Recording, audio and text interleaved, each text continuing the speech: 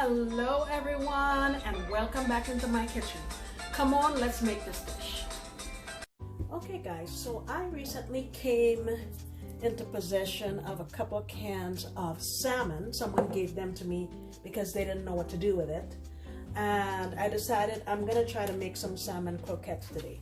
So I have the 2 cans here in this bowl, and what I did was I went through it and I removed the skin and the bones that are in there. Now those are you can totally eat those, but I feel like the texture and just the aesthetics of it would be better if I removed them, so I did that.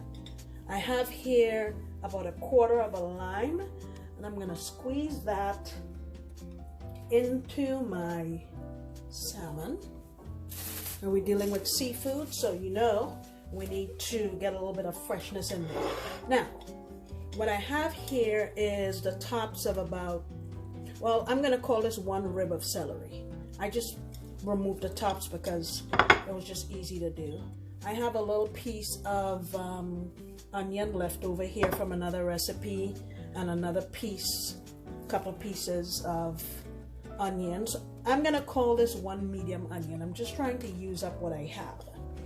Then I have some bell peppers left over from another recipe. I'm gonna call this maybe 3 mini bell peppers. I want some heat in this, so I'm gonna put 1 habanero. You don't have to do that.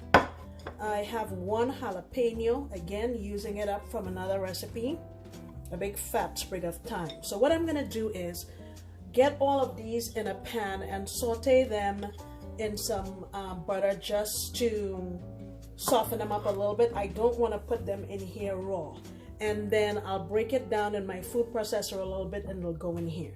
Let me get this done and I'll come right.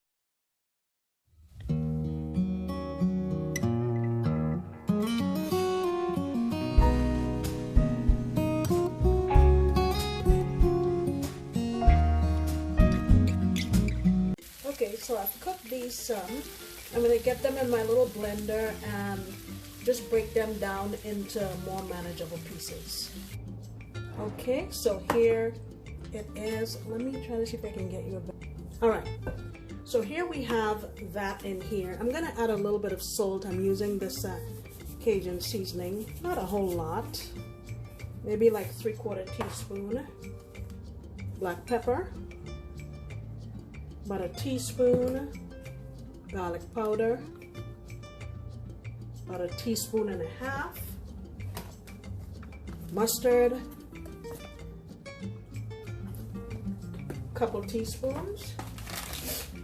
I love the flavor of this Lipton Recipe Secrets.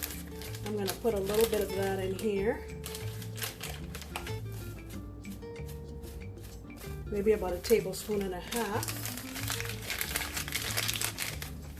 Also going to add some smoked paprika, maybe about 1.5 teaspoons. I'm just gonna get this combined here, and I don't like to crush up my fish too small. I like to have chunks in there. I mean, you want to remember what you're eating. I don't want it to be like complete mush, if that makes sense. So I'm just going to pretty gingerly mix this together. And there are 2 more things I want to add in here. I'm going to put some panko. I'm going to say that's about maybe 3/4 cup. Gonna fold that in, and then the last thing I'm going to put in there is about 1/2 cup of egg whites, just to help bind it together. Now I want to try to make some of these in the air fryer to see how they turn out. I'm gonna make sure it's pretty cool before I add in my egg. That's why I chose to do it last.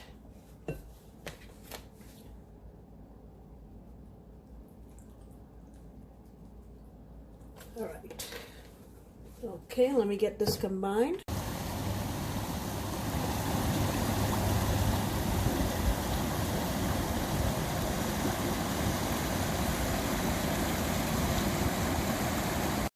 Okay, so I have 3 patties here in my air fryer basket. I've lined the basket with one of those parchment paper thingies. I'm gonna get it in my air fryer, and I'm gonna do it at 400 for, I'll check it at maybe 4 or 5 minutes and flip it over. I'm not really sure how long it's gonna take because I haven't tried it before. It's an experiment. I'll let you know how it works. Okay guys, here is the finished product. So they took a bit longer than I thought they would in the air fryer. I did 8 minutes on one side, 8 minutes on the second side. But all things considered, I am very, very pleased with the way they turned out. And you see how simple that was to do. And the ingredients are very inexpensive. Guys, thank you so much for coming back into my kitchen. I sincerely appreciate you. And I hope you take the time to try this recipe. And I wish you'd come on back next time when I promise to make another delicious recipe. Bye.